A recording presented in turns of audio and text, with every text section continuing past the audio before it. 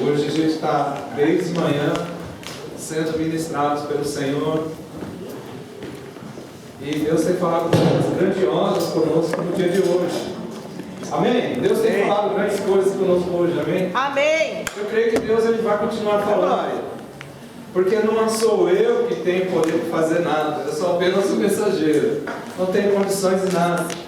Na verdade, se dependesse de mim, esses dias eu estava no Brasil, se dependesse de mim mesmo, eu teria ficado. Porque da última vez que eu fui ao Brasil, eu gostei de estar lá na minha terra. Eu sou do Mato Grosso, lá de Cuiabá, e quando eu visitei o Mato Grosso dessa última feita, na hora de vir embora, eu fiquei meio que com o pé atrás, eu queria ficar. Mas o Senhor me direcionou para cá porque tem um propósito nas nossas vidas. E tem um objetivo para mim e para você. Quando nós chegamos aqui no Japão, eu pude deparar com uma situação da qual eu pude perceber um desânimo na vida dos irmãos. E muitas das vezes o desânimo está também sobre mim e eu não percebo disso. E Deus muitas das vezes Ele nos chacoalha de uma forma que Ele quer trazer uma mudança. Acontece que muitas das vezes nós nos deparamos com situações da qual nós estamos totalmente quebrados. Nós nos deparamos com situações que nós não queremos fazer mais nada. Eu falo isso como pastor, como primeira. Muitas das vezes eu não queria nem estar aqui, eu queria estar lá na minha terra. Por quê? Porque na minha terra é o mesmo idioma, é o calor, eu sou propício daquele lugar que faz calor, é o verão o ano inteiro. E eu gostaria também de estar na minha terra, porque eu gosto muito daquela região, do interior do Mato Grosso. Eu gosto de viajar para o interior do Mato Grosso, ir nas cidadezinhas pequenas, e ter comunhão com os irmãos, comer uma rapadura. Oh, aleluia! É muito bom. Mas, muitas das vezes, o Senhor nos direciona para lugares da qual a gente não quer ir. E muitas das vezes, nesse processo, quando nós chegamos no lugar onde nós não queremos ir, nós começamos a servir, começamos a fazer a obra do Senhor, e em um determinado momento nós nos deparamos com uma situação de cansaço, uma situação de desânimo, uma situação da qual não queremos fazer mais nada. E hoje, no decorrer de todo esse dia aqui, eu vou estar ministrando sobre isso. No período da manhã, eu falei um pouquinho com os irmãos, acho que reuni a liderança aqui, pudemos ter um momento com a liderança, o período da manhã, o período da tarde. E eu tinha preparado 3 ministrações para o dia. Só deu de fazer 2 ministrações, a terceira eu vou fazer agora. Aleluia.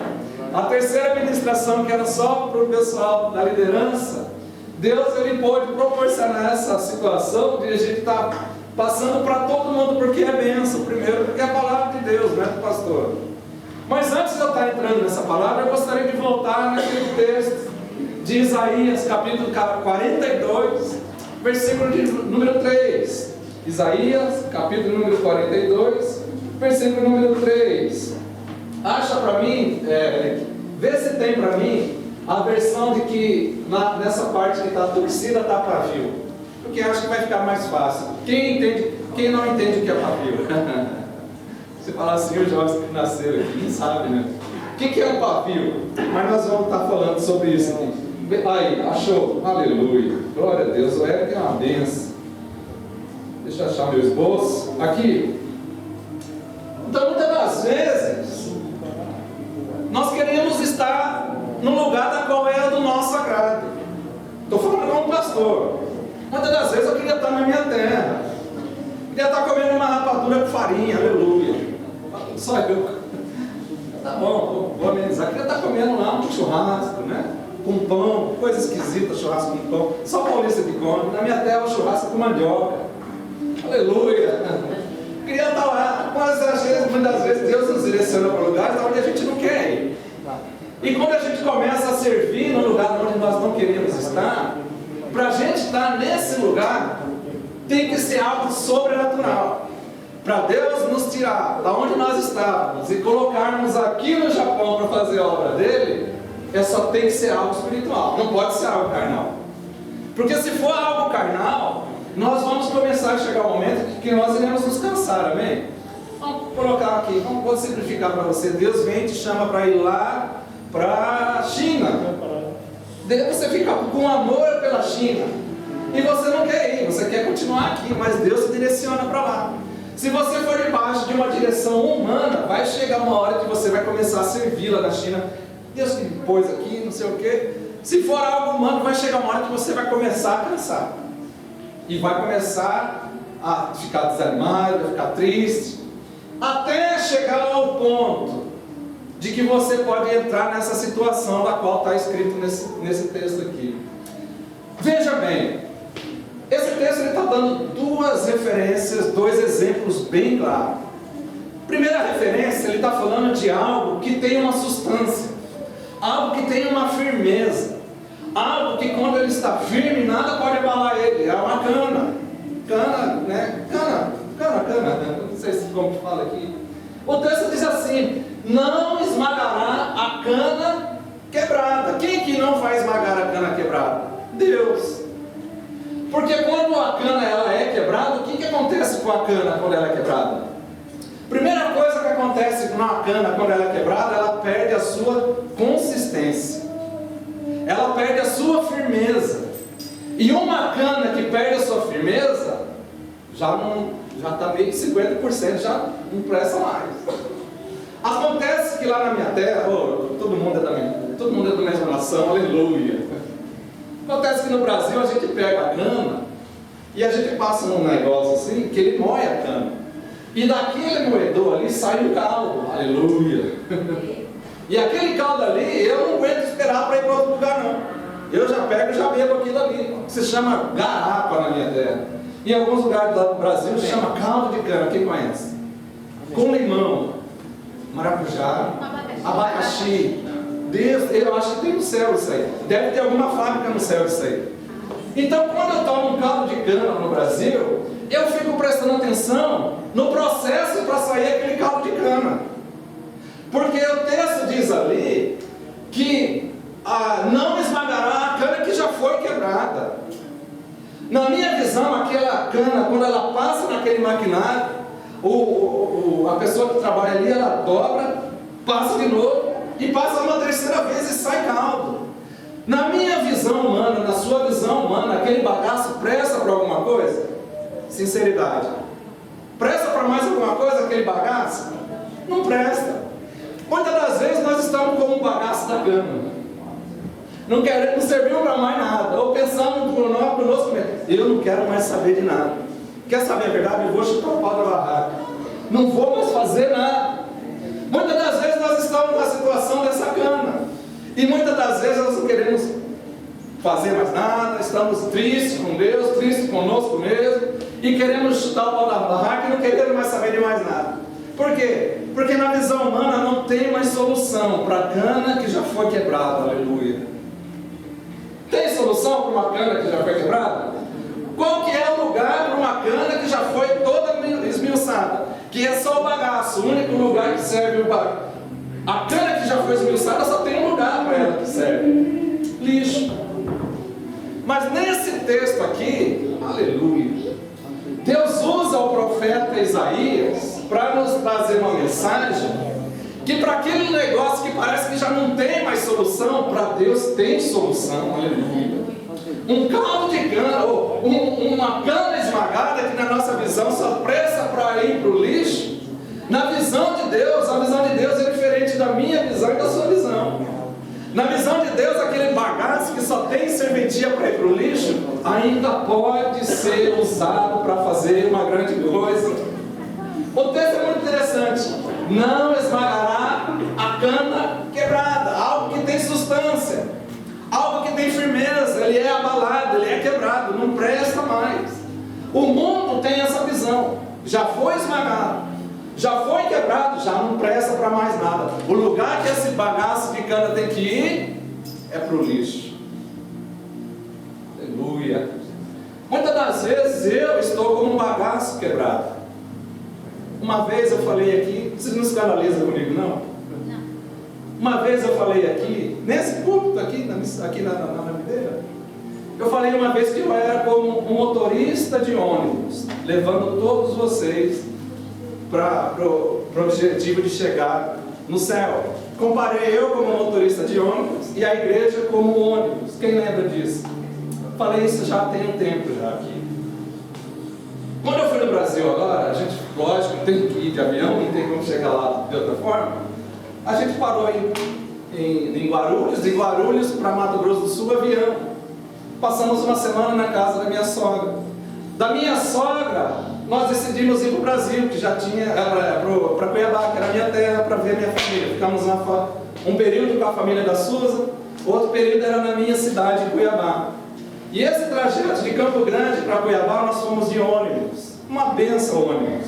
Maravilha, eu caturo, semi-leito, você podia deitar, é melhor que o avião, ônibus. Passou uma semana em Cuiabá, eu tinha que vir para São Paulo, para a Videira de Interlagos. E eu escolhi vir de ônibus. Sabe quantas horas que é de ônibus de Cuiabá a São Paulo? 29 horas. 29 horas. Sabe por quantas cidadezinhas nós passamos? Eu não consigo nem lembrar mais. Só em São Paulo eu conheci Pirassununga, Ribeirão Preto, Campinas, que mais? Eu passei em tanta cidade. Mas o que eu acho interessante é que quando eu peguei o ônibus ali na rodoviária de Cuiabá, porque eu gosto de vir de ônibus, porque eu gosto de admirar a paisagem. Na verdade eu venho gastando o meu queitar e vendo os lugares bonitos, eu começo a filmar. Então quando a gente pegou o ônibus ali na rodoviária de Cuiabá, quando foi para a gente vir aqui para São Paulo, 29 horas de viagem, entrou o motorista do ônibus. E eu me identifiquei muito com ele, que é um jovem, motorista jovem, e ele falou, olha, eu vou ser o motorista de vocês. E falou algo tão bonito, ele deu lá um recado, né? Vocês precisar do cinto, usa o cinto, tem água aqui, não sei o quê. Bom, a gente viajou durante um tempo. Chegou em uma determinada cidade do estado do Mato Grosso, chamada Rondonópolis. Vocês não escandalizam comigo, não? Vocês lembram que eu falei que eu era motorista de ônibus aqui? Não. E que a igreja era como se fosse um ônibus? Não sei se todo mundo lembra, mas eu já falei isso. Chega numa determinada hora que aquele motorista ele chega em Rondonópolis. Quando ele chega em Rondonópolis, ele vai para o pessoal do ônibus e eles falam assim, pessoal, é o seguinte, eu vou trazer vocês até aqui. Daqui em diante é outro motorista. Sabe quantas mudanças de motoristas nós tivemos? 6 mudanças de motorista. Muitas das vezes eu estou como aquele bagaço ali, como essa cana quebrada. Muitas das vezes eu estou me segurando para não ligar para o pastor Aloísio. Fala, pastor Luísio, manda outro motorista. Porque eu prefiro que o ônibus chegue ao seu objetivo do que o ônibus parar por causa de um mau motorista, ou de um motorista que cometeu alguma coisa e estragou uma viagem de muita gente. Então, muitas das vezes a gente se depara numa situação de cara quebrada. Eu não sei de que forma você está aqui hoje. Por isso que eu falei, não escandaliza comigo, porque eu sou pastor. E muitas das vezes eu me sinto numa situação de cana quebrada, porque o mundo olha para a cana quebrada e fala, para isso aí já não tem mais solução, não presta para mais nada. E eu não sei de que forma você chegou aqui nessa noite. Não sei qual é a sua luta, qual é a sua dificuldade, qual tem sido o seu desafio. Se você também já está se colocando na mesma situação da minha situação, porque se eu sou pastor, eu sou a primeira pessoa que não posso falar para você desistir. Eu sou a primeira pessoa que tem que falar para você, vamos continuar. Vamos juntos nesse ônibus aqui até chegar no destino final. Mas acontece que é cansativo para o motorista. E se o motorista não trocar de lugar com outro motorista, ele não dura uma viagem de 29 horas. Porque uma viagem de 29 horas nas rodovias do Brasil é perigoso. O Brasil tem muitas curvas, muito buraco, chove, faz sol. Tem que ter cuidado com quem está na pista, se é uma pessoa de direita, uma pessoa que quer te fazer mal. Então, muitas das vezes nós estamos nessa situação. Não sei se você tem uma situação na qual você está quebrado. Você está se colocando no lugar de uma cana esmagada, da qual as pessoas olham para você e falam, não tem mais jeito para nada. Fulano ou fulana já não tem mais solução. O lugar deles é o lixo. É como uma cana quebrada. Aleluia. Falei isso hoje de manhã para a liderança, estou falando para vocês. Muitas das vezes situações da vida nos colocam como se nós estivéssemos moídos como uma cana de açúcar, como uma cana. Só que esse texto ele é tão lindo que ele começa a falar assim, ó: não esmagará a cana quebrada, nem apagará o pavio, aleluia, que fumega. Vocês lembram, eu não sei se na roça, no interior, na cidade grande não tem, só no interior. No interior, na fazendinha, tem aquelas lamparinas, que naquele tempo não tinha luz elétrica. Para a lamparina ficar acesa, a lamparina ela é uma latinha que tinha que ter um coisinha de pano. O nome daquela coisinha de pano é pavio. Só que o pavio, quando ele está fumegando, ele não tem mais utilidade. Porque falta luz, falta fogo no pavio. E o pavio, quando ele está fumegando, ele só presta para fazer uma coisa: soltar fumaça. Muitas das vezes o fogo que nós trazíamos do primeiro encontro, do primeiro amor com o Senhor, hoje só é um pavio que fumega. Aleluia. Aquele encontro que nós tivemos há 20 anos atrás, quando você saía impactado, chegava para alguém e queria falar de Jesus. Eu lembro do meu avô. Meu avô, eu não sabia. Meu avô, ele era muito desses negócios de comunismo. Meu avô, ele tinha uma cabeça de comunismo. Tanto é que ele pôs o nome do meu pai de Getúlio. Meu avô, ele era comunista. Meu avô não gostava que eu ia para a igreja. Mas no dia que eu tive um encontro com o Senhor, eu cheguei tão cheio de Deus. E falei para o meu avô. Falei tão poderoso o que Deus faz na vida de uma pessoa quando se entrega a Deus. E ele falou: o pastor fez alguma coisa com você. O pastor fez uma lavagem cerebral. Com o tempo ele foi entendendo que não foi algo humano, mas foi uma ação de Deus na minha vida. Acontece que quando nós passamos na caminhada cristã, quando nós estamos dirigindo um caminhão ou um ônibus, e nós temos um objetivo para chegar, um lugar, ponto final para chegar, nós temos que ter na nossa vida um entendimento que se eu não vigiar aquele fogo que começou no começo, ele pode vir a se apagar. E se o fogo vier a se apagar, eu não passo somente de um pavio que solta fumaça. A gente poderia dar vários exemplos de homens de Deus que começaram bem, porque o importante na nossa vida, guarda aí no HD seu, na memória, o importante nessa vida, o que realmente importa, não é o começar bem, mas assim o terminar bem. Muitos homens de Deus começaram bem. Muitas pessoas que tiveram um encontro com Deus, grandiosos, tiveram um encontro de Deus com Deus, mas terminaram mal. Você quer ver um exemplo? Salomão era um homem que ele teve o quê? O entendimento que foi Deus que deu para ele. Veja bem, ele não estudou nenhum livro, ele não fez o bacharelado de intelecto, era uma inteligência que Deus deu para ele. Qual que foi o final da vida de Salomão? Salomão, ele teve 1000 mulheres. Daquelas 1000 ali, ele trouxe mulheres de outros lugares, que aquelas mulheres começaram a trazer os deuses delas. E ele começou a se inclinar para os outros deuses. Veja bem, o que importa na nossa vida realmente não é o começar bem, mas sim o terminar bem. Então eu poderia dar vários exemplos de homens de Deus que tiveram um bom começo, mas terminaram mal. Para nós o que importa nesse dia aqui é ter esse entendimento, que nós somos como uma cana quebrada. Quem está nessa situação? Talvez eu não estou tão quebrado, eu estou moído. Eu posso até ser um pavio que ainda tem um foguinho, glória a Deus, se ainda tem alguma coisa, se não é um pavio que só solta fumaça. Mas mesmo que você seja, mesmo que eu seja uma cana que já está só no bagaço, ou um pavio que só solta fumaça, aleluia. O texto diz assim: não esmaga a cana quebrada, nem apagará o pavio que fumega. Com fidelidade. Sabia que não importa a sua situação? Independente da situação que você está, importa é a fidelidade dele. A Bíblia fala assim: ainda que nós fôssemos infiéis para com ele, ele permanece fiel. Por quê? Porque ele não pode negar o caráter dele mesmo. Deus é fiel, independente da sua fidelidade para com ele. O texto diz assim: e ele promulgará o direito. Que direito? O direito de uma cana quebrada.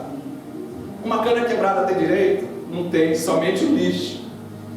Um pavio que fumega tem alguma utilidade? Não, não tem utilidade nenhuma. Mas Deus, ele pode vir a trazer o direito para essas coisas. Sabe do que eu estou falando? De restauração. Nós estamos embaixo de uma palavra de restauração para todo esse ano aqui. E eu creio que Deus, ele vai restaurar coisas na minha vida, na sua vida. Sabe, tem coisas que o inimigo tomou de mim, ou tomou de você, que não vai ser dele, não vai ser o inimigo que vai chegar e falar: puxa vida, eu tenho que restaurar isso na vida do pastor, eu tenho que restaurar isso na vida de fulano ou de cicrano. Não é uma restauração da qual nós vamos vivenciar esse ano, Satanás envolvendo algo que ele tirou da nossa vida. Mas a restauração que Deus tem para nós vai ser uma restauração provinda de Deus para nós. Você crê nisso? Da mesma forma que Deus, ele não acaba com o serviço de uma cana quebrada, ele não julga a cana quebrada, ele não termina o trabalho de esmagar aquela cana, e nem termina de apagar o pavio que fumega. Da mesma forma, Deus vai vir e vai trazer uma restauração na minha e na sua vida. Você crê nisso? Então estamos vivendo hoje, nesse ano, um ano de restauração. Toma posse disso, e a restauração que vai vir uma restauração da parte do Senhor. Quando eu cheguei aqui no Japão, eu deparei com uma situação de tristeza, meus irmãos, uma situação de desânimo. E nós viemos do Brasil com a bateria no 100, 220, porque nós podemos ver o que Deus está fazendo no Brasil. A expectativa no Brasil é um ano de restauração, e eu quero dizer para você: Deus vai restaurar tantas as vidas no Brasil quanto no Japão. Você toma posse disso? Toma posse dessa palavra. Existe uma restauração, existe uma expectativa da parte de Deus para você. Basta somente você tomar posse disso, basta somente você crer. Creia que Deus, ele vai restaurar algo na sua vida. Qual é a área que precisa de restauração na sua vida? É o casamento? É algo financeiro? É uma enfermidade? É algo da qual já tem muitos anos que você não quer nem tocar nesse assunto, você se machuca? Sabia que Deus tem uma restauração nisso? E é uma restauração que vai transbordar os limites daquilo que você imagina, porque o nosso Deus é grande, amém? Se o nosso Deus é grande, ele não vai restaurar nada pela metade, ele vai restaurar de uma maneira grande, simplesmente porque nós somos pequenininhos, mas ele é grande. Então aqui eu quero deixar algo para você. Primeiro ponto: tem uma restauração de Deus, independente da situação. Você pode estar como um pavio quebrado, você pode estar como um pavio que fumega, como uma cana quebrada. Você pode olhar para você mesmo e falar: Deus não tem solução para mim. Aí entra aquele ditado crentez, né? Entra aquela: é só Jesus na causa, né? Quantas vezes a gente escuta isso? Fulano está numa situação que é só Jesus na causa. Glória a Deus que é só Jesus na causa. Porque se eu me considero que eu estou ruim ao ponto de ser Jesus na minha casa, glória a Deus, porque se for Jesus, tem solução. Ele pode vir e restaurar essa área na minha vida. Você crê nisso?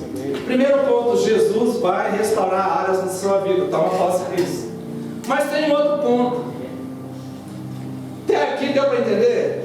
Jesus, ele vai restaurar áreas na minha e na sua vida, assim como fez com essa cana quebrada e como o pavio que fumega, ele pode vir a restaurar. O texto diz assim, ó, vamos aproveitar que o Eric está aí: com fidelidade promulgará o direito. Vai para o 4, Eric.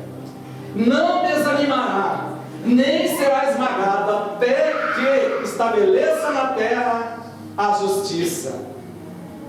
É Deus que vai fazer, não é o pastor.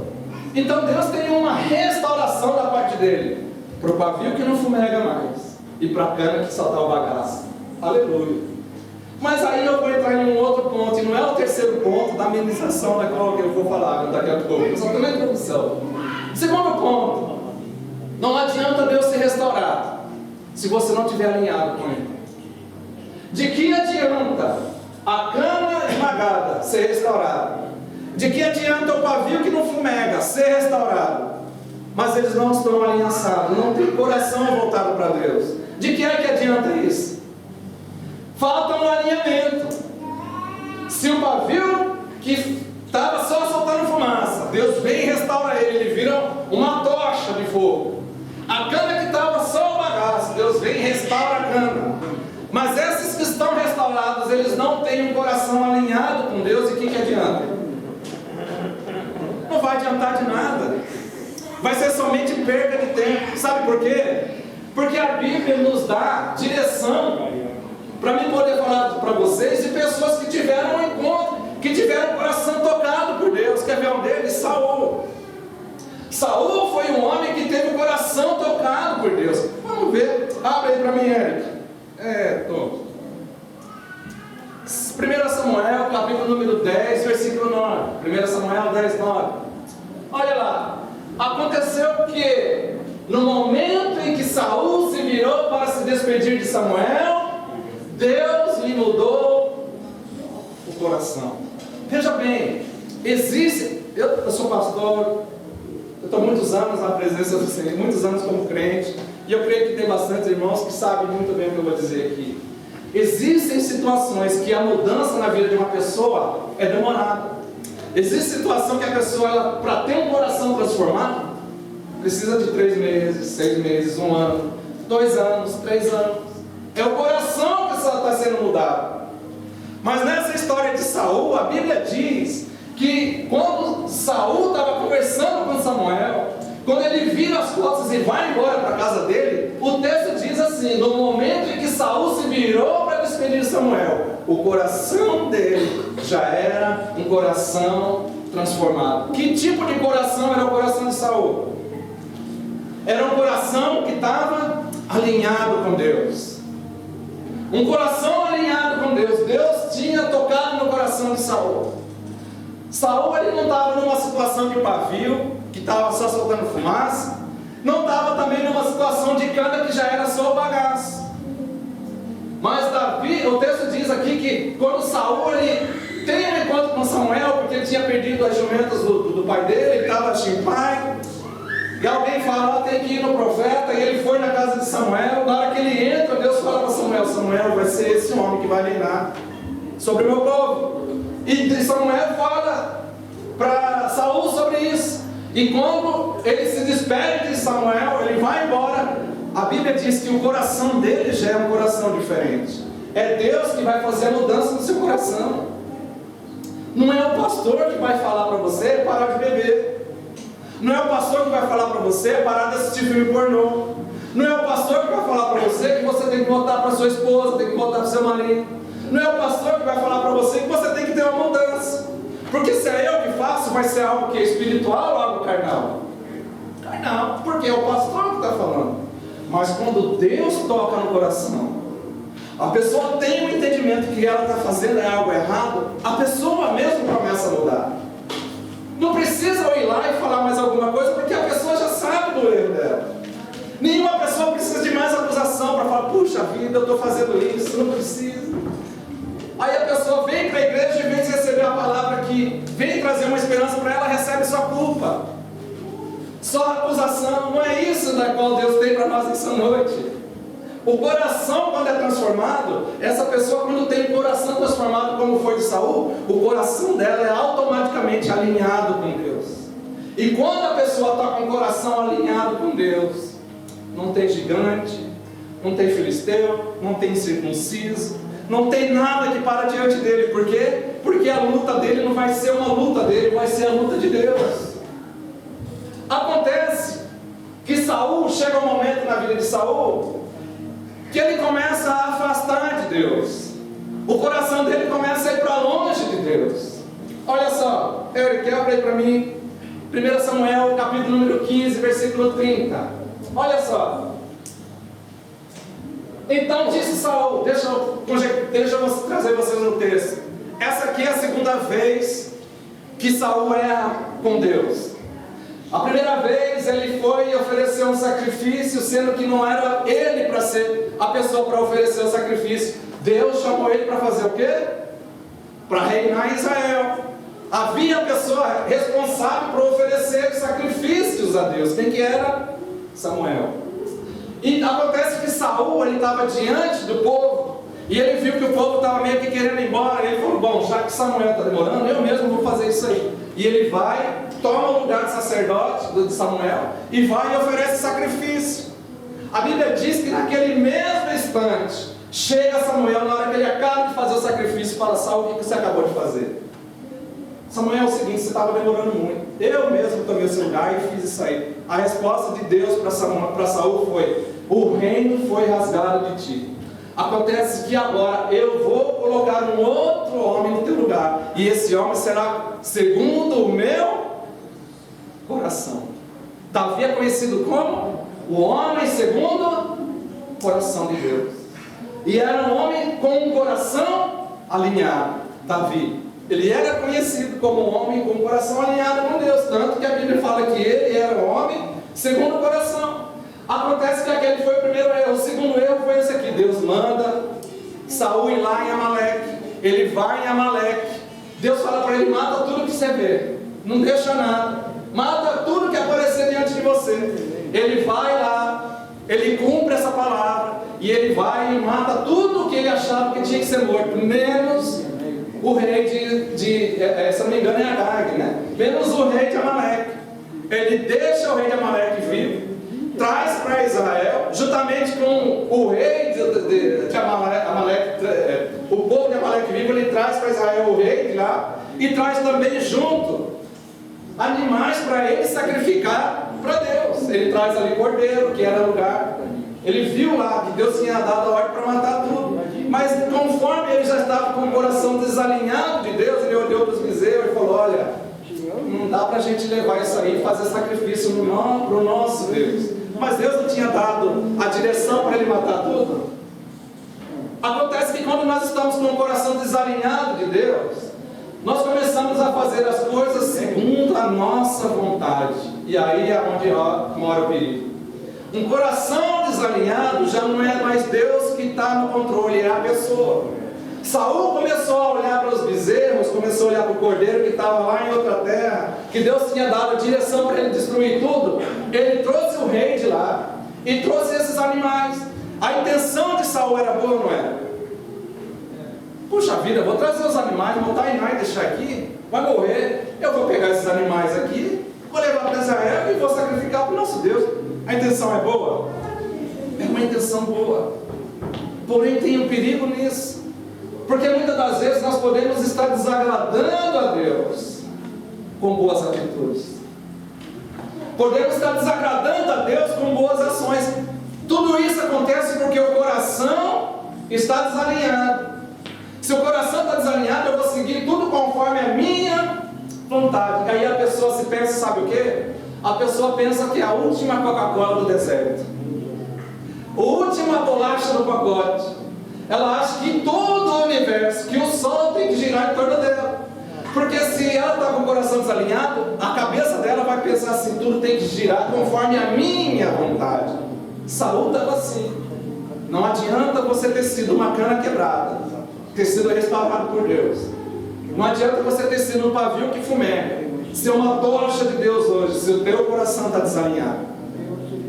Se o teu coração está desalinhado, tudo aquilo que vier na sua mente, você vai achar que é correto, vai querer fazer somente isso. Acontece isso aqui, ó. Então disse Saul, bom, ele já errou a segunda vez com Deus.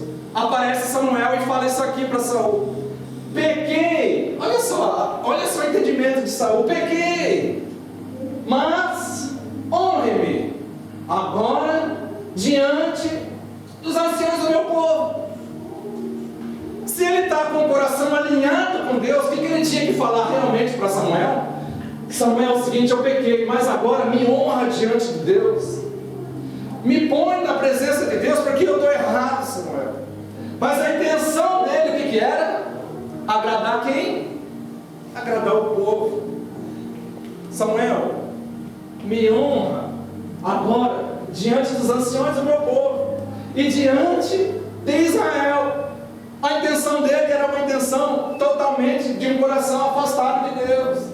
Não adianta nós sermos restaurados por Deus, mas o nosso coração está desalinhado. Se nós estamos com o coração desalinhado, sabe o que nasce dentro de nós? uma árvore chamada orgulho. Quando nasce essa árvore chamada orgulho, ela tem várias ramificações: raiva, inveja, ciúme, desconfiança, um monte de coisa ruim nasce na pessoa que tem o coração desalinhado. Veja bem, aparece um jovenzinho de cabelo vermelho na história. Aparece um gigante que desafia todo o exército de Israel e fala: se tiver um homem aí, manda para cá que nós vamos. Quem vencer a batalha, outro exército vai servir a ele. Qual que era o nome desse gigante? Golias. Aparece Golias na história. Só que do lado de Israel aparece um jovenzinho de cabelo vermelho. E esse jovenzinho de cabelo vermelho, ele vê a afronta de Golias. E ele fala: quem é esse incircunciso? Aleluia. Veja bem, ele não xingou ali o Golias de uma outra forma. Ele falou: quem é essa pessoa que não tem aliança com Deus? Quem é essa pessoa? Quem é esse gigante incircunciso para afrontar o exército do Deus vivo? Davi, um homem segundo o coração de Deus. Davi, um homem com o coração alinhado com Deus. Quando Saul vê que apareceu um camarada para peitar Golias, ele olha e vê que é um menino, vê um jovenzinho de cabelo vermelho. O que é aquela pessoa que tem dentro dele uma árvore chamada orgulho? O que ele faz? Vamos, Davi, já que você vai partir para cima do Golias, é o seguinte: eu acho que você não vai descer não, mas pega a minha espada, pega a minha armadura, pega meu capacete e vai para cima dele. Acontece que por que Saul fez isso? Coração desalinhado. Se Davi vence Golias com a armadura de Saul, qual que era o resultado? O que nós iríamos falar? Olha, Davi não ia ter chance mesmo, ué. Davi é menino, vai peitar um gigante. Davi só venceu por causa da armadura de Saul. Ou seja, Saul ele estava sendo movido por causa do coração afastado de Deus. A árvore do orgulho nasceu sobre ele, ele já estava agindo somente debaixo de arrogância. Se Davi vai para cima de Golias e ele vence, as pessoas vão falar que ele venceu por causa da minha espada, da minha armadura, da minha vestimenta, e o meu nome vai ser glorificado. Pensamento de Saul. Só que Davi, um homem segundo o coração de Deus, um homem que estava com o coração alinhado, ele já tinha passado por algumas lutas antes.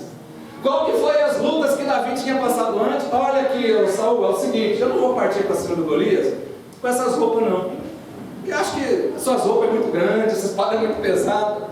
Eu vou partir para cima dele da mesma forma que lutei com o urso e lutei com o leão. Se o Senhor me deu vitória sobre o urso e o leão, vai me dar vitória também sobre esse Golias, sobre esse gigante.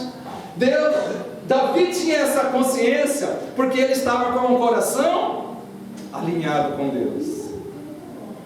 Não adianta passarmos por uma restauração de Deus. Não sei qual é a área que você precisa ser restaurado. Não sei qual tem sido a sua luta, mas não adianta você receber uma bênção de Deus para o seu coração futuramente se afastar dele. Você quer ver outro personagem? Tem um personagem que pega profundamente em mim. Porque eu e você, alguns de nós aqui, nós conhecemos Jesus do tempo que nós saímos do pecado e tivemos um encontro com Deus, né? Vivíamos no pecado antes. Alguém falou de Jesus para nós, nosso coração se quebrantou, recebemos a palavra e aceitamos Jesus, amém? Não foi assim? Só que tem um personagem bíblico que ele já nasceu consagrado para Deus. O nome dele era Sansão. Sansão, nazireu de Deus. Sabe o que é nazireu? Nazireu de Deus é que ele é consagrado quando está no ventre da mãe dele. Sansão, ele tinha 3 coisas que ele não podia fazer. Qual que era? Sansão não poderia beber bebidas fortes. Sansão não poderia tocar em um cadáver. E Sansão não poderia quebrar a aliança dele com Deus. Qual que era a aliança de Deus com Sansão? Estava na onde a aliança de Deus com Sansão? No cabelo. Um nazireu de Deus não poderia jamais raspar o cabelo. Jamais poderia raspar o cabelo quem é nazireado. Existia a lei do nazireado. Eram essas 3 leis que eles não podiam fazer de forma nenhuma. E acontece que Sansão ele vem e ele faz o quê? Sansão ele vem e ele faz justamente aquilo que era para ele não fazer. Eu estou falando de um super-herói da Bíblia. A gente lê histórias do Homem-Aranha, lê histórias do Hulk, lê histórias do Homem de Ferro, né? Hoje em dia, eu falo porque quando eu era menino eu tinha coleção de gibi. Eu tinha uma caixa enorme de gibi, histórias de quadrinhos. E eu gostava de ler. Quando a gente fala na Bíblia de Sansão, nós estamos falando de um herói da fé. A Bíblia diz que Sansão, um dia que ele estava meio chateado, ele pegou os portões de Gade, jogou na cacunda, subiu no monte, como um monte de sucuba, deixou lá em cima e falou para o povo: vocês querem o portão de volta? Vai lá buscar. Um herói de Deus, um homem consagrado. Só que chega uma hora que Sansão ele pega mel no cadáver de um leão. Eita Deus! Pegar mel no cadáver do leão é algo da qual ele sabia que não podia fazer.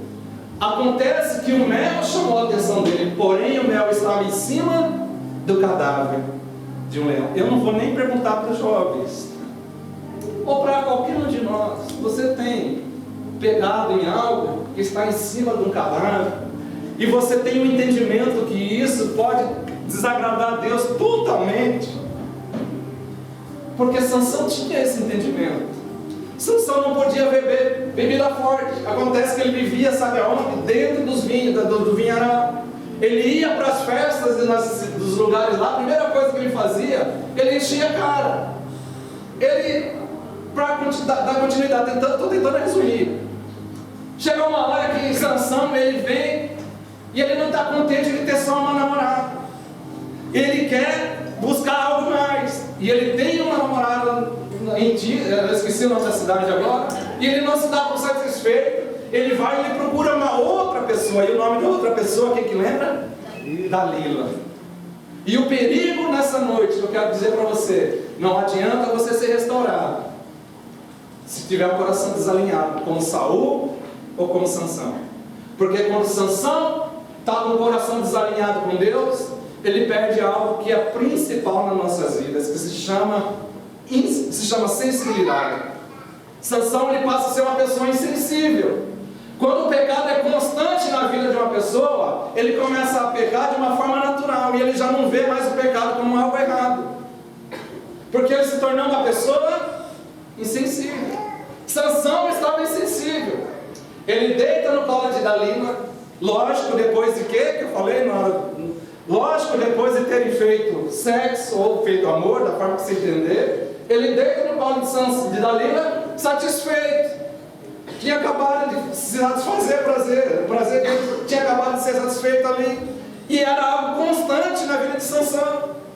Só que Dalila tinha um acordo com os filisteus. Qual que era o acordo? Dalila, é o seguinte: nós temos ouro para te dar, mas entrega para nós aonde está a força de Sansão. Toda vez que Sansão tinha relação com Dalila, ele dormia no colo dela. E isso é perigoso. E aqui eu falo de Dalila, mas eu vou falar também: toma cuidado com os Dalila também. Porque não é só as Dalila não, tem que tomar cuidado com os Dalila.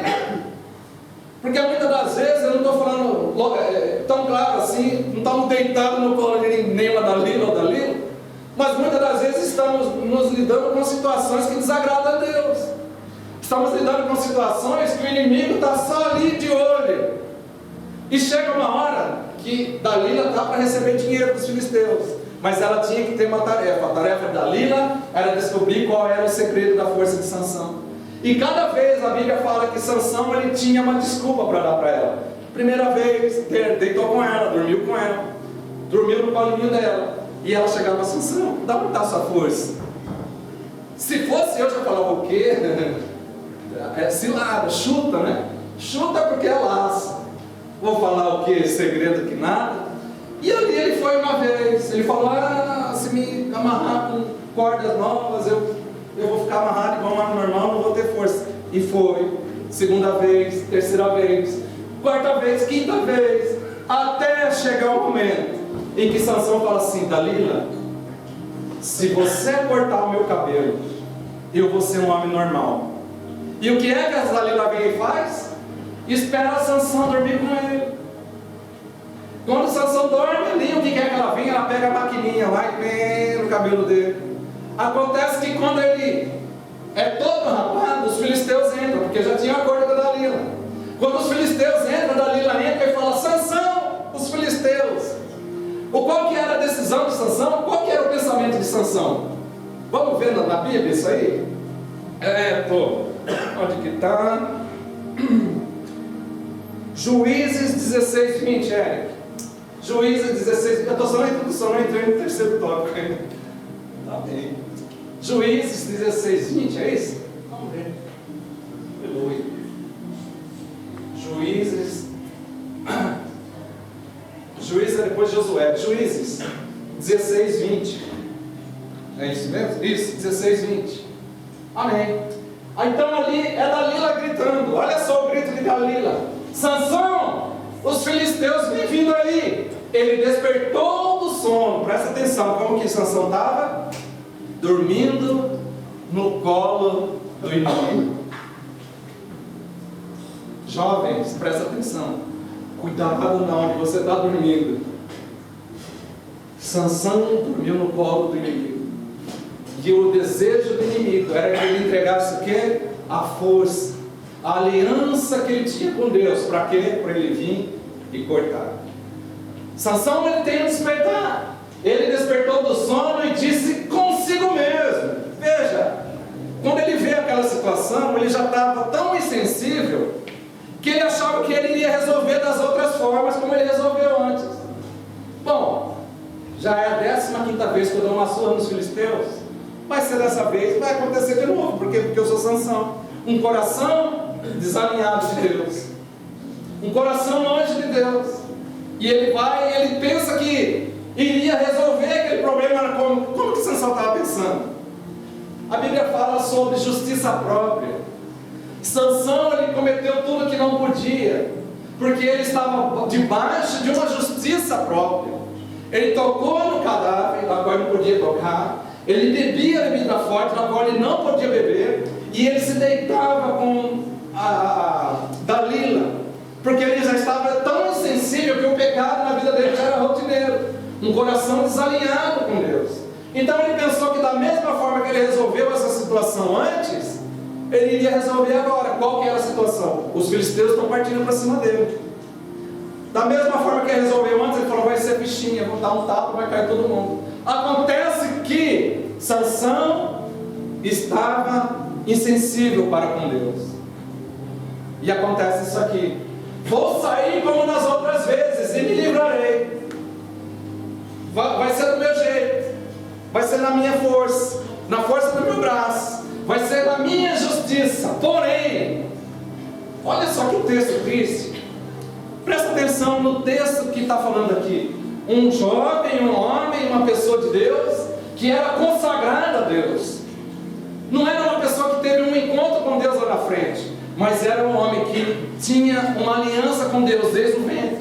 O texto diz assim: mas ele não sabia ainda que o Senhor se havia retirado dele. O que Dalila fez? Cortou a aliança de Sansão com Deus. Quando ele entregou o ouro, quando ele entregou que a força dele, a aliança que ele tinha com Deus eram os cabelos, Dalila não pensou duas vezes. Qual que era o pensamento de Dalila? No ouro, no interesse próprio. Entregou aquela pessoa na qual Sansão achava que era o amor da vida dele.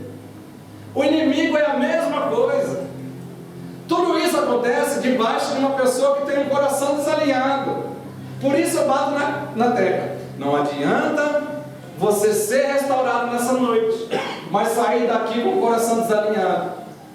Olha só, eu falei de dois exemplos aqui: Saul e Sansão. Então o meu objetivo, quando eu falo dessas duas referências de uma pessoa que tem um coração longe de Deus, ele vai ser movido pelos sentimentos. É que nós, quando saímos daqui, nós vamos ser restaurados nessa noite, amém? Amém. Nós vamos sair daqui então com o coração alinhado com Deus. Porque se eu sou restaurado e o meu coração está longe de Deus, uma hora ou outra vai acontecer isso aqui. Por isso que eu não aponto o dedo para o pastor que cai. Eu não tenho coragem de falar, alguém chega e fala para mim, o pastor fulano caiu. A Bíblia diz assim, quem está de pé, cuide. Para quê? Para que não caia. Quem sou eu para falar, puxa vida, o pastor fez isso, não acredito. Querido, o outro pastor que caiu é do mesmo material que eu, carne, sangue e osso. Eu também, fazendo capoeira aqui, eu pude chegar a essa conclusão também, que eu sou do mesmo material, carne, sangue e osso. A Bíblia fala, quem está de pé, cuide para que não caia. Mas a outra pessoa só caiu porque a vida dela estava com o coração desalinhado com Deus. Dá tempo para me falar mais um ponto? Que hora que é? Cadê o... Tem mais um ponto que eu não falei hoje de manhã. Tem mais um ponto que eu não falei hoje de manhã. Tudo depende de decisão. Sabia? Nós entramos no ano da qual nós falamos que é o ano da restauração. Eu citei aqui um exemplo que Deus restaura tanto o pavio que não fumega mais, quanto a cana quebrada.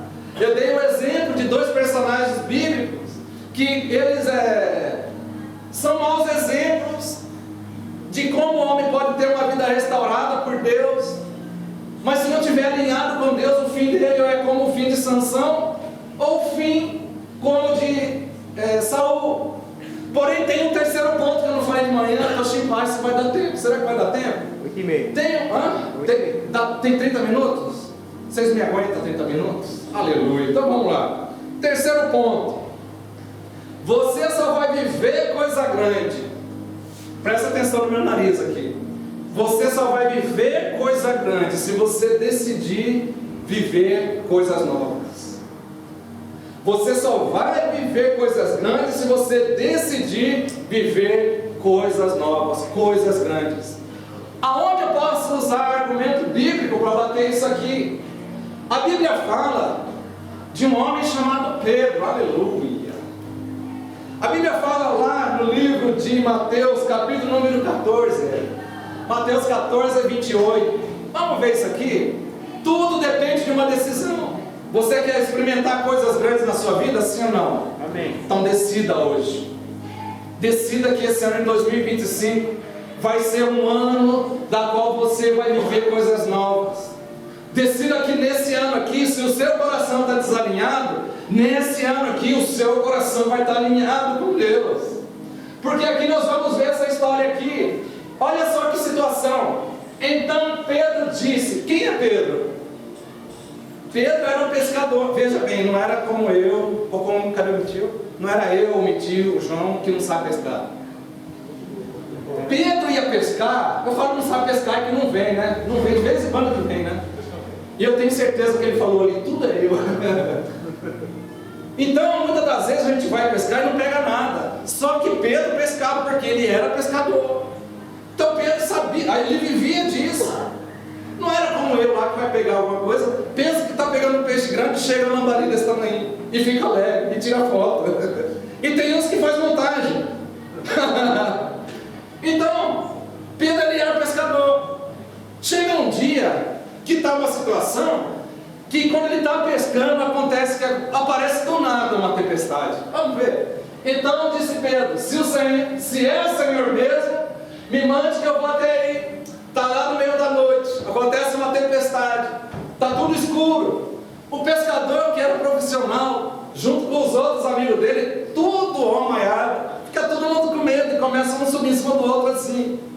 E Pedro olha lá no meio do oceano e está vendo um vulto andando em cima da água. E ele começa a ficar com medo do pessoal. O que o pessoal grita? Ô, bate!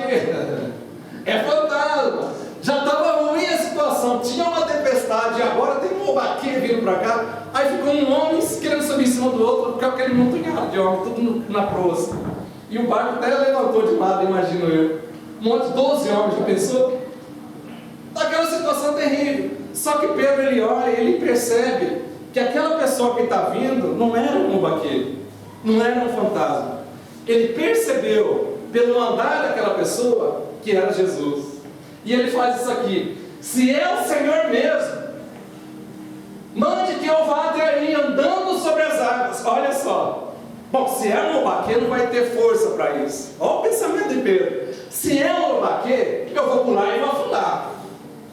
Por quê? Porque o baquê não tem poder para nada. Agora, se for Jesus que está andando sobre as águas, decida isso para a sua vida nessa noite. Você quer ter um ano de vitória nessa noite? A partir de hoje? Você quer vivenciar algo que nos seus 50 anos de cristão você não vivenciou ainda? Você quer vivenciar um renovo em uma área na qual você precisa de uma restauração? Eu estou te dizendo que Deus lhe pode restaurar uma cana quebrada. Eu estou te dizendo que Deus pode fazer de um pavio que só fumega virar uma tocha.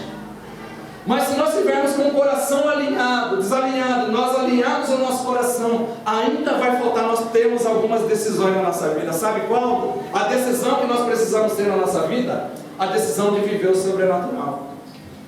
Veja, Pedro ele faz um pensamento lógico. Todo mundo com medo, tempestade, à noite, não tem luz. Está vindo um baquê para cá, mas parece que é Jesus. Se for Jesus, então eu vou tomar uma decisão. A minha decisão vai ser viver algo sobrenatural. Decida nessa noite então aqui, viver algo sobrenatural. Qual tem sido o seu maior desafio durante os seus 50 anos de crente? Qual tem sido o seu maior desafio? Coloca nessa noite diante do Senhor. Veja só o versículo seguinte, versículo número 29 ou 30, né? Então venha. Isso, Jesus. Então ele vai e ele fala lá para o baquê: olha, se for o Senhor que está vindo, me manda então de ter um encontro com você. O que é que ele escuta lá do meio do mar? O baquê vem e fala para ele o quê? Então, venha. Disse Jesus então, venha. Nessa noite, se você quer vivenciar algo novo, se você está passando por um processo que você já está sendo restaurado por essa palavra aqui, eu já estou te dando a direção, alinha o teu coração com Deus. Mas para finalizar essa mensagem, eu quero que você saia daqui com o coração alinhado, com o coração decidido a viver coisas novas. Mas para isso, você tem que decidir no seu coração viver coisas novas. Olha só, Jesus disse para ele o quê? Não, Pedro, não vem não, que eu não tenho poder para isso.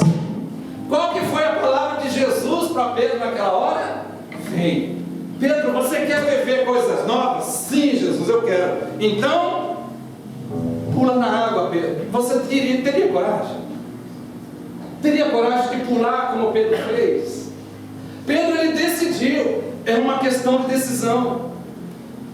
A Bíblia fala assim, que Deus ele não derrama vinho novo em odre velho. Porque se ele derrubar o vinho novo em odre velho, o vinho velho não vai aguentar, ele vai arrebentar. Mas Deus ele derrama vinho novo, aleluia, em odre novo. Isso é decisão. Senhor, eu estou passando por um processo de restauração. Sou restaurado pelo Senhor. Meu coração está alinhado, mas agora, Senhor, eu decido a ser um odre novo.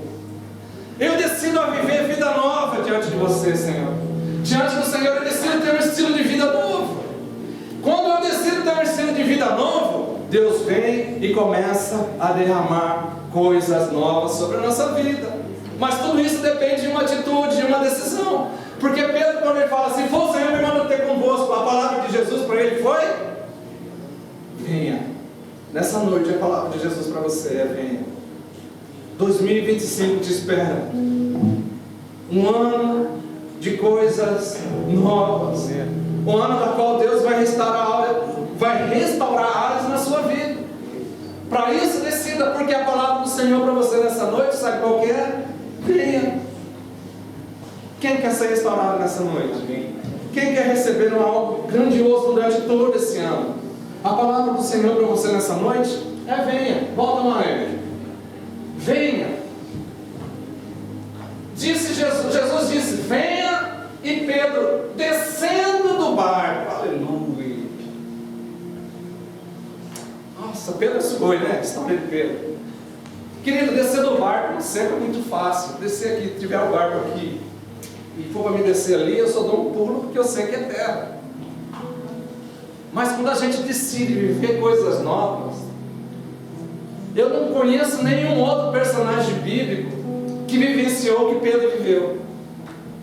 E olha que tem personagens bíblicos que já fizeram muitas coisas, mas nenhum deles andou em cima da água. Por que Pedro andou em cima da água? Porque ele decidiu ouvir a voz do mestre. E a voz do mestre o que era? Pedro, vem que eu estou contigo, Pedro. É nós, Pedro, é nós juntos nessa, Pedro. Você quer ter uma experiência nova? Então decida sair do barco. Sair do barco está falando sair da sua zona de conforto, sair da sua área de conforto, porque ninguém quer arriscar pular do barco para o mar. Somente quem tem entendimento, que é um chamado de Deus. Só quem tem entendimento do chamado de Deus aceita o chamado de Deus. Deus está me chamando para algo grandioso. Deus está me chamando para andar em cima das águas.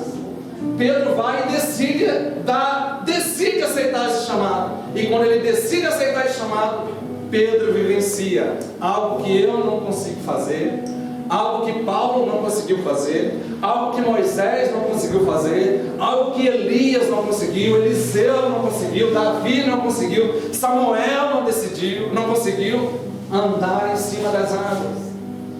Existe algo sobrenatural para Deus fazer na sua vida hoje.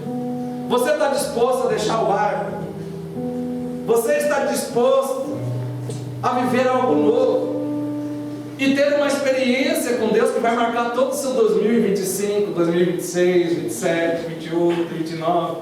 Porque quando você já for vovô e tiver seus tataranetos, você pode um dia testemunhar para eles: olha, tudo isso, meu neto, aconteceu na minha vida porque um dia eu decidi ter uma experiência sobrenatural.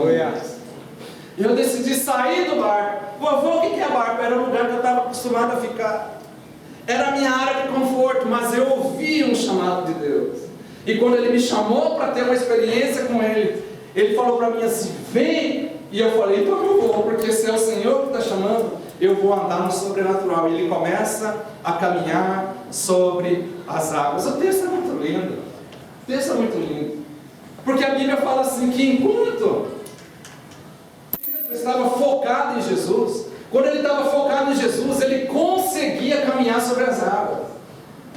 Quando nós estamos focados no Senhor, não tem tristeza que nos abala. Quando eu estou focado no Senhor, o meu coração está alinhado com o coração dele. Quando eu estou focado no Senhor, eu já passei por um processo de restauração. Eu não sei qual é a sua luta nessa noite, mas eu quero te dizer que Deus quer restaurar coisas na sua vida. Você toma posse disso? Deus quer restaurar áreas que precisam ser restauradas na sua vida. Deus quer fazer coisas grandiosas na sua vida. Mas para você receber, você precisa decidir. Você precisa decidir viver isso. Não adianta eu falar, esgoelar aqui e você não ter esse entendimento. Um coração desalinhado de Deus só vai te levar para o buraco.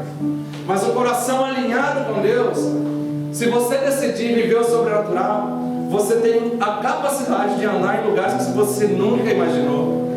Eu imagino Pedro andando do lado. Dalton, imagina nós, Dalton.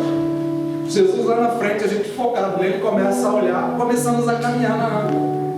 Mas chega um momento determinado que o vento está forte. O vento está forte, está formando uma onda grande, e aí a gente começa a olhar para os lados. Quando a gente começa a olhar para os lados, o que aconteceu com Pedro? Pedro, ele viu que vinha uma onda maior, falou: oh, meu Deus do céu, essa onda está grande. Bateu um vento na minha testa aqui, tá? Será que... Ele começou a dar lugar para um negócio que se chama incredulidade. Veja bem, ele estava caminhando sobre as águas. Ele estava andando numa área da qual nenhum ser humano viveu ainda. Mas naquele lugar que ele estava do sobrenatural, o coração dele tinha lugar para a incredulidade. E quando ele começa a entrar na incredulidade, o que começa a acontecer? O que começou a acontecer com Pedro? Ele começou a afundar.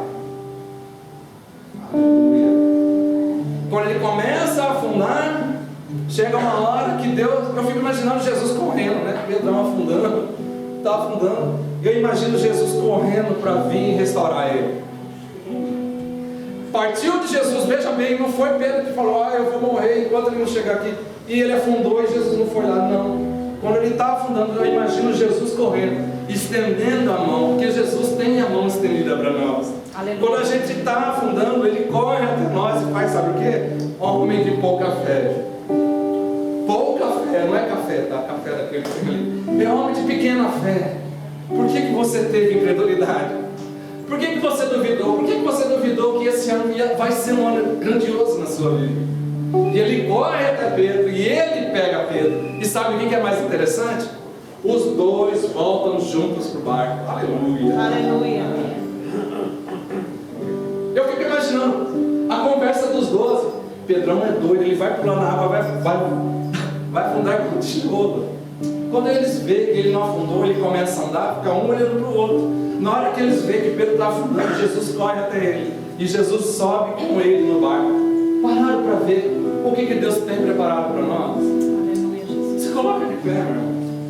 Se coloca de pé. Minha voz já está indo. Minha voz já está indo já para o Beleléu. Aleluia. Eu não sei de que forma você chegou aqui, mas eu quero te dizer, se decida. Para você decidir viver algo novo, para você só vai viver coisas grandes se você decidir viver coisas novas.